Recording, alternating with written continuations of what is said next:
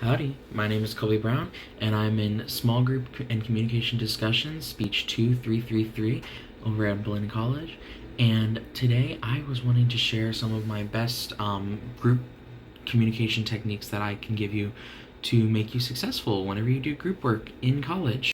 So my first technique that I would recommend to you all is to notice conflict that could potentially be there early and try to fix that as soon as possible.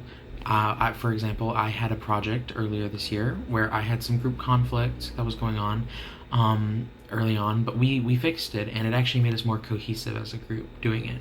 And so that led to a more successful product overall. So I would absolutely recommend one of the things that you do is recognize your conflict early on and try to fix that as soon as possible.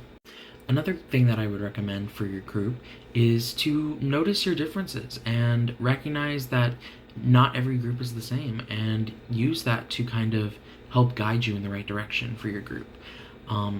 Everyone has a different background, a different identity, and you should use those different things to try to recognize how you can make your group more successful and how you can include other parts of people and their identities to help make your group more connective to your audience overall. The third thing I would recommend for you to do as a group is to find multiple different ways to communicate with each other. Whether that be group chats, whether that be Zoom, FaceTime, literally anything.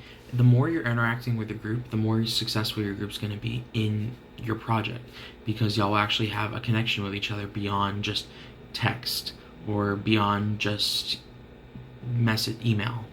It helps to make your group more successful and feel like you actually can work together because you're already so confident with each other in and out of class.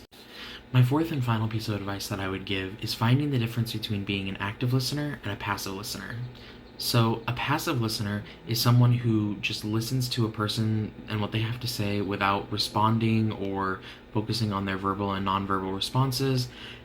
Meanwhile, an active listener is someone who looks at those verbal and nonverbal responses and actually focuses on what's being said and responds with positive feedback towards that person's point. And so doing that, being an active listener overall, and being a passive listener at the same time, because there's times where both are very important.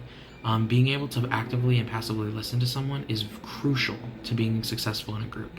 Well, I hope I was able to help you all today with being successful in your groups, and I hope that from this point on you can really work well with other people and help to create even more successful projects going on from here out.